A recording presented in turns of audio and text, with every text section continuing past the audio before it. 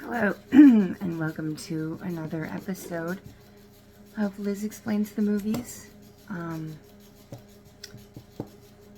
This is a cinematic adventure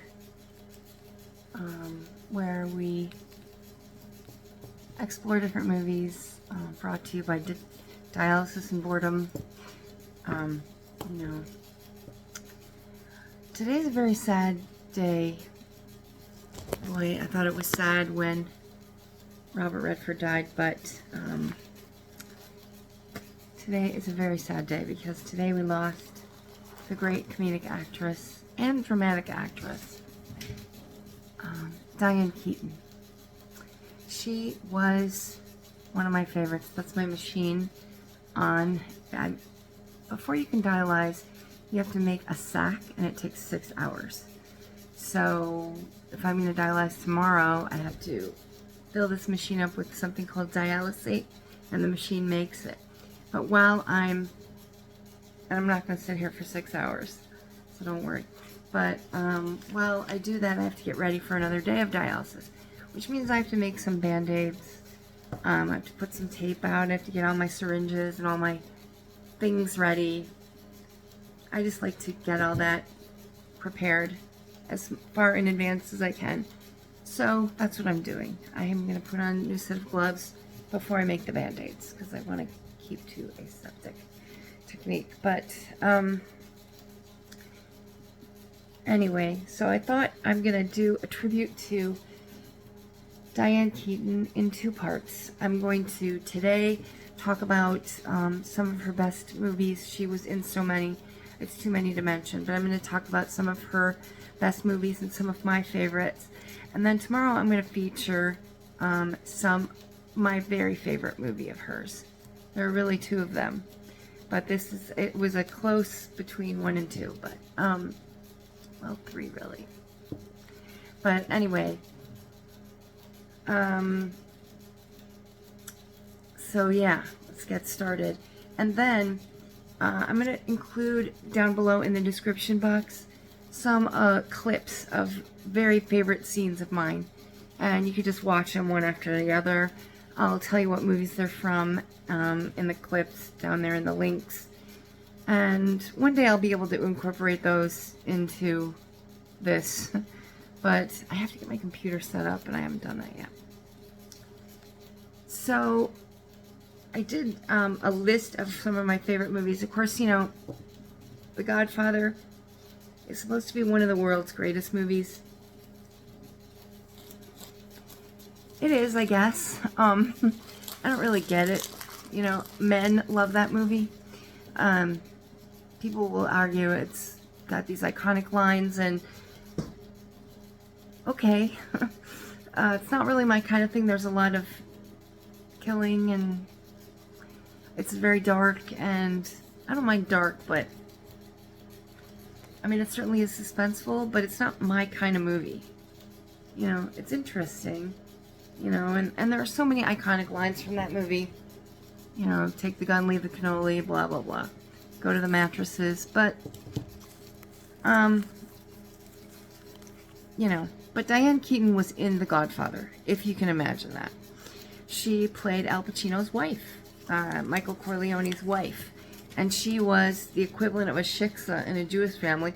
She was, you know, the non-Italian, like, waspy white girl amongst all these, like, Sicilians. And they thought she was just, you know, but he loved her. And he brought her into the family, and they were kind of like, okay. You know, so she didn't really get it. But she stuck with him for a long time. She did not love that he was in organized crime, and you know, he tried to get away from it, but always, you know, just when they pull me back in, just when I get out, just when I think I'm out, they pull me back in, right? So anyway, she was in that, if you can believe it. She was in a ton of Woody Allen movies. Now, I don't love Woody Allen, especially the early Woody Allen movies. Some of them are just so silly, like Play It Again, Sam, and Sleeper. Not a fan of those as much as, I know people are big fans of those. I did love Annie Hall. My very favorite Woody Allen movie, though, is not Annie Hall, it's Manhattan. and she was incredible in that. But she won the Oscar for Annie Hall. She was nominated for 3 Academy Awards, and she won once, and 4 times, and she won once. The other ones she was nominated for were Reds and Marvin's House and Something's Gotta Give, and then she won the Oscar for Annie Hall, and she was incredible in Annie Hall, and just so different, and what a breath of fresh air. And there's so many funny things in that movie, and she was great in that. But she was even better in Manhattan, I thought. Not as iconic as Annie Hall, but I thought Manhattan was Annie Hall was a very charming movie to me. Manhattan was a funny movie. Very, very funny. Scary funny, I don't know. Looking for Mr. Goodbar. Talk about a range of acting ability. That movie, she is in love with a killer, and she's kind of this teacher who, I remember seeing this at the movies when I was like 8. My mother would take me to the movies, and I would just fall asleep usually, but I remember seeing this, and it was like disturbing, the ending. My God. So that was a very serious movie that I haven't seen again, but she was very good in that. Reds is an epic thing about the Russian Revolution. It was written and directed and acted in by Warren Beatty, and it was a true story. And she played Louise, I can't remember her name, but she was married to Jack Reed, and there's this one scene, I'm going to put that scene where he had gone to prison forever, and he finally got out, and he comes out, and he's just, it's all taking a toll on him, you know, and she sees him for the first time on this train platform, and you just die when you see that. And that's totally drama. There's nothing funny about that movie. So she could do it all, this woman. She really could do it all. Another movie that she did that I loved, which is this Southern play that was made into a movie. It starred Jessica Lange, Sissy Spacek, and Annie Hall, Diane Keaton, as these 3 sisters. It was called Crimes of the Heart. It took place in, I don't know, Georgia, Alabama, or something. Oh my God, what a funny movie. I mean, she was very, very funny in that. Very funny in that. And she's one of these actors kind of like, kind of like Jack Nicholson, Robert Redford, Jimmy Stewart. You know, Meryl Streep kind of disappears into a role. And so after a while, after a few minutes, you don't see her anymore. You just see Sophie or Out of Africa or whatever, you know. You just get so, I mean, because she disappears. Diane Keaton doesn't always disappear into a role as much, but she's always herself. But she is the character too. So there's always some Diane Keaton in those characters that she plays, every single one. This kind of like manic energy, that is what people love about her. But you know, in that movie, she was like Southern and Crimes of the Heart, and she played this person that was kind of finding her own voice, even though she was older, and it was a beautiful performance. The next one, of course, I featured last week, which was Baby Boom, where she played that heart-driven career woman who just gets like stuck with a baby all of a sudden. And as I know that's one of my favorite ones. All the Father of the Bride movies, I think there were 2 or 3 with Martin Short and Steve Martin. She was wonderful in that. Just wonderful. First Wives Club, that's a favorite of a lot of people's. It wasn't a favorite of mine. You know, my dad had 4 wives, and I'm done with wives. But, you know, First Wives Club, a lot of people really loved that. They also loved Something's Gotta Give. It was like a kind of a movie for, you know, older people, and, you know, aging gracefully, and lots of things like that. And I saw it once. It wasn't my favorite. Now, what was my very favorite, besides Manhattan and Crimes of the Heart and Annie Hall, those are my 4 top ones, but my very favorite one is a movie of hers written by Nora Ephron. It stars Meg Ryan, Lisa Kudrow, and Diane Keaton. Cloris Leachman, who played Phyllis on Mary Tyler Moore when she was very, very young, is now plays an older person in this movie. She's really aged, but she's still in there. I mean, she's such a strong actress all the way up until the day she left us. Cloris Leachman's in this. Adam Arkin, he's a wonderful actor in this. Walter Matthau is in this too. So it's about these 3 sisters, again, 3 sisters. And Meg Ryan is married, and she has a kid. And she's married to Adam Arkin, who's a journalist. She's a party planner. And then Lisa Kudrow is like a soap opera actress, right? And this takes place in Los Angeles. And then Diane Keaton plays Georgia, who is like a motivational speaker or a business owner. No, she runs a magazine. She runs Georgia magazine. You know, she's reinvented herself. She's like Anna Wintour, or who did they model her after? I don't know. One of those types. Helen Gurley Brown, something like that.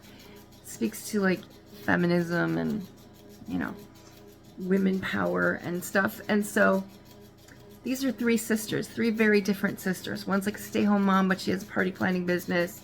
Lisa Kudrow's a soap opera actress. And then and then Diane Keaton is this magazine owner.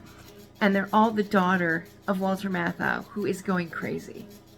He's older now, and they're having to deal with him and take care of him.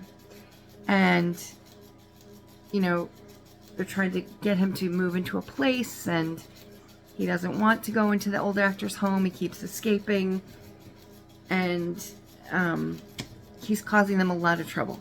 He keeps, you know, and then it's just a crazy movie. It's called Hanging Up because he keeps calling. And it stars Meg Ryan, but you know, Diane Keaton is in this prominently, and she's incredible in it. She's incredible. Meg Ryan, it's her movie, but Nora Ephron, and, you know, it's just the sweetest, funniest movie. It came out in 2000, and I'm going to totally review that one tomorrow. So Hanging Up is my very favorite one, but I just wanted to talk about some of these other ones that she was in, and, you know, just point out, you know, and sort of highlight, you know, what we lost today, which was an incredibly versatile, dramatic, and comedic actress who could do almost anything. She could sing. She just put out an album like a year ago, and it was like Christmas songs. She, I don't think ever got married. She had big, long-time affairs with Al Pacino at first from The Godfather, and then, of course, she was with Woody Allen for years, and then that didn't last, and she was with Warren Beatty for a long time, and then she wasn't with anyone for after that, but she wanted to have children anyway, so she adopted 2 kids, and their names were Dexter and Duke. They grew up. One of them is married. The daughter is married. Her name is Dexter, and she's married. And they're not in the show business. And then her son Duke, I think, is in music. But, you know, they turned out to be great kids.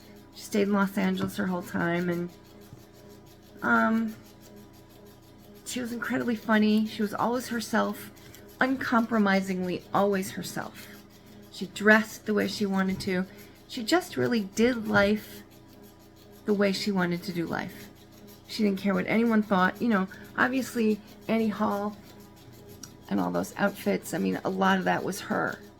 Inspired by her, because Woody Allen was her boyfriend at the time. He wrote that movie, you know, and he based it on her. Her name was Diane Keaton Hall.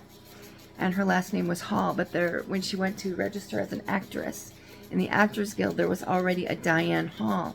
So she went with her mother's maiden name, which was Keaton. And she played the piano, you know. She was incredible. She had an incredible range of talent. And she will be very, very missed. I cannot believe we are losing all these great actors that are in my generation. Not my generation, way older than me. But, you know, she was 79. I'm 60. But she, you know, we're losing so many. And,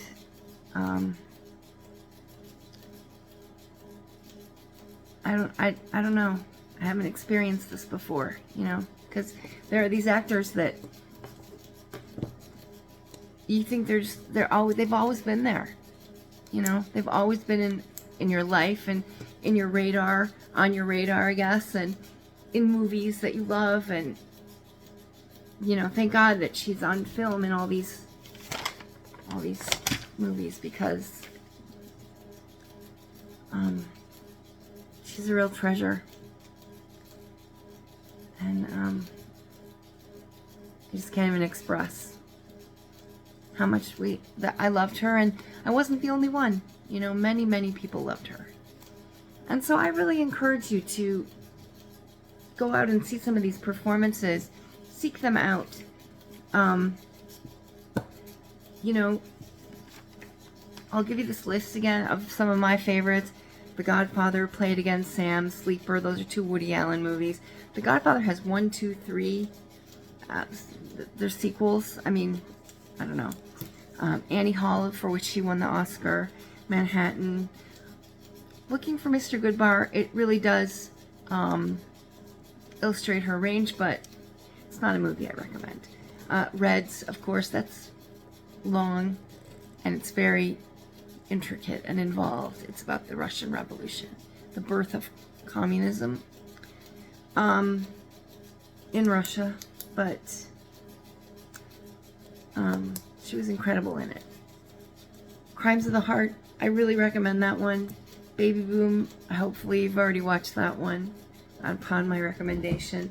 Of course, the Father of the Bride movies are more recent. First Wives Club, if you're into that. And Hanging Up, I'm going to go over that tomorrow. And we did lose a great one today. And it makes me really sad. And I hope you'll join me in wishing her farewell. And, alright, so, and then I will thank you for coming by today. And if you like this video, just like it and subscribe it if you want to join my channel. And I'm going to start trying to give a little more information about the movies, like, you know, interesting facts about movies, more details. I'm going to try and start incorporating clips and more visual effects, and I'm just still getting the hang of this. So right now I have a passion for it and no talent. So that's where I am. But you know, I'm trying.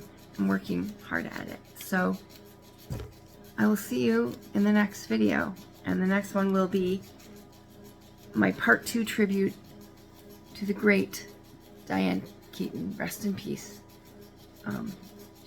And we're gonna talk about Hanging Up, the movie Hanging Up. Okay. I'll see you at the movies.